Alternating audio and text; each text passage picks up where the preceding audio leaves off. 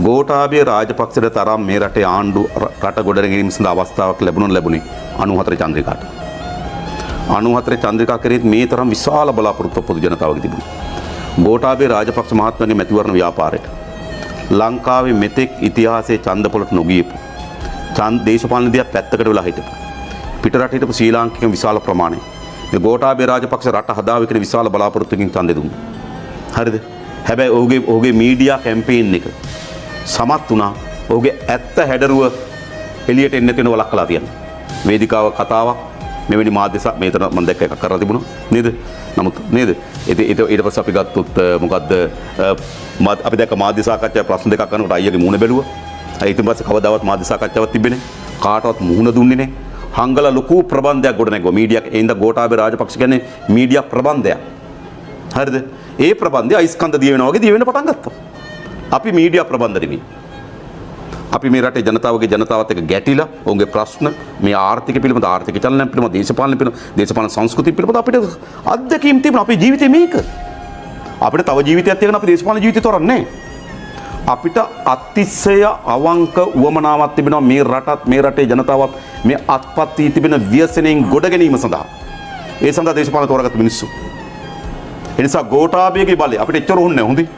හරිද? තුنين දෙක ඕනේ නැහැ. හරිද? අපිට යම් බලයක් දෙන පාර්ලිමේන්තුවේ අපිට යම් බලයක් අපි මේක හදනවා. හරිද? අපි ආණ්ඩුවක් ගන්න කොහොමද?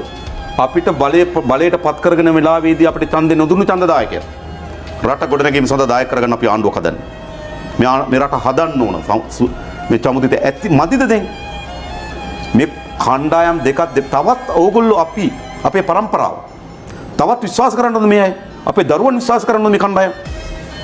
අපේ අම්මලා තාත්තලා විශ්වාස කරන්න ඕන මේගොල්ලෝ. මේ දීර්ඝ කාලයක් රට පාලනය කරා. මම ඉස්සරලා කිව්වේ ඒකයි. මේක කරුමක්කාර රටක් නෙමෙයි.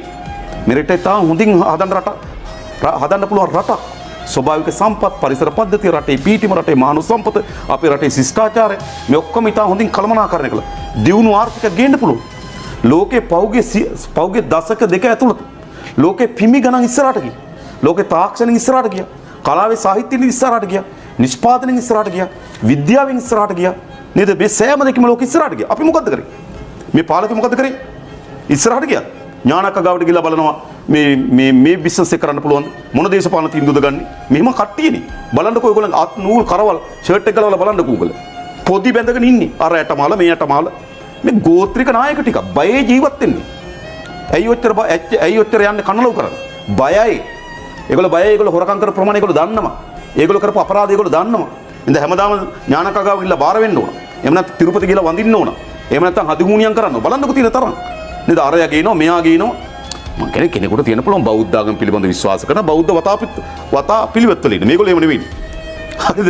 නක්ෂත්‍රකාර ගාවටත් යනවා, පේන කින ගාවටත් යනවා, තිරුපතිත් යනවා නේද? තව කොහරි දේවාලයකට යන්න උන් තෙහෙත් යනවා. තව මේ දෙයිය කෙනෙක් වඳින්න උන් තෙතෙන්ටත් යනවා නේද? ඊට පස්සේ දලදා මාලිගාවටත් වඳින්න යනවා. ඊට පස්සේ සිරිමා බෝධියත් වඳින්න යනවා. මොකද්ද මේ?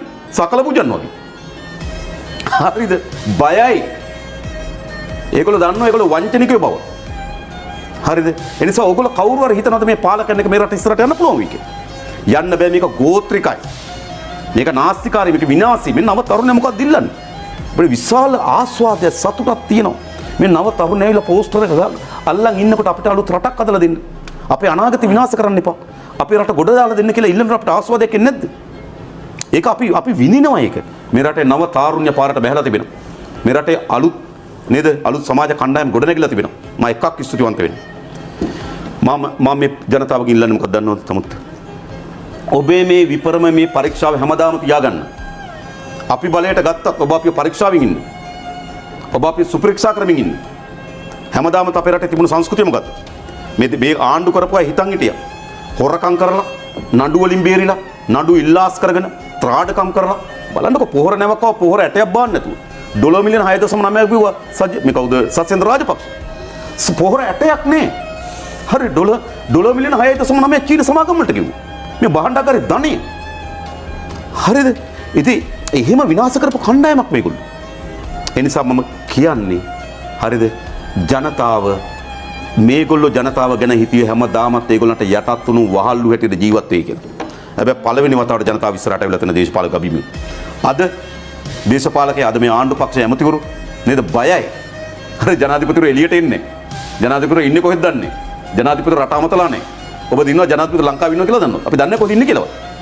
අර ගුහාගත වෙලා ජීවත් වෙන්න වෙලා තියෙනවා. අගමැතිවරට ගුහාගත වෙලා ජීවත් වෙන්න තියෙනවා. ඇමතිවරු දිනපතා ඉල්ලාස්මි ලියුම් දෙන්න සිද්ධ වෙලා තිබුණා. ඇමතිවරුන්ට ගෙවල් වල ඉන්න බැරි වෙලා තිබෙනවා. ලංකාවේ කවුද මෙහෙම තිබුණේ? බය හිටියේ කවුද? පුරවැසියා.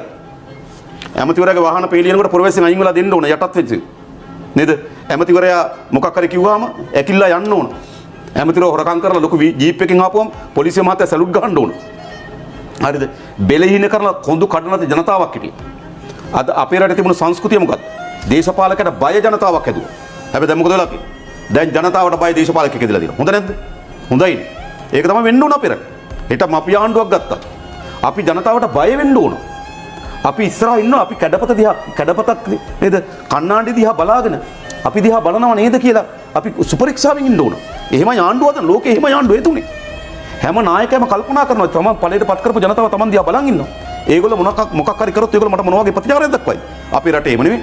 හොරකම් කරලා කප් ගහපු මිනිස්සු බලන්න පෞගේ මැතිවරණේ. හොරකම් කරලා කප් ගහපු මිනිස්සු දිස්ත්‍රික්ක වලින් උඩට ආවා. හරිද? මහනුවරින් උඩට එන්නේ කවුද?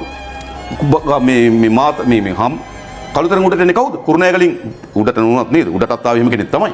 ගම්පහෙන් උඩට එන්නේ කවුද? මොකද මේ වුනේ? අර බාර අයිතිකාරය ත්‍රාඩකම් හොරකම් කරලා මහා ධනය ක්‍රැස් කරගත්තු කට්ටිය ඒ ධනය වියදම් කරලා හරිද මනස විකෘති කරලා ඒගොල්ලෝ කප් ගහලා උඩට ආවා. හරි ඊළඟ ඒ නිසා ඒගොල්ලෝ කල්පනා කරා මොකද්ද? ඊළඟ ඡන්දෙත් ඒකම වුණා. ඒගොල්ලෝ නෑ ඒක තමයි මම කියන්නේ. ඒ නිසා ඒගොල්ලෝ කල්පනා කරා මොන අපරාධයක් කරත් මේ රටේ ජනතාව ඒගොල්ලෝ සුවේසන වාඩි කරනවා කියලා කල්පනා කරා. හැබැයි පළවෙනි වතාවට හරිද ජනතාව කෙරේ දේශපාලකේ බියක් හදලා තිනවා. මම මේ රටේ ජනතාවගෙන් ළඟ මේක යට වෙන්න දෙන්න එපා. ඔබ හැමදාම මේ මින්න. දේශපාලකයට එරෙහිව ඔබ කතා කරන්න.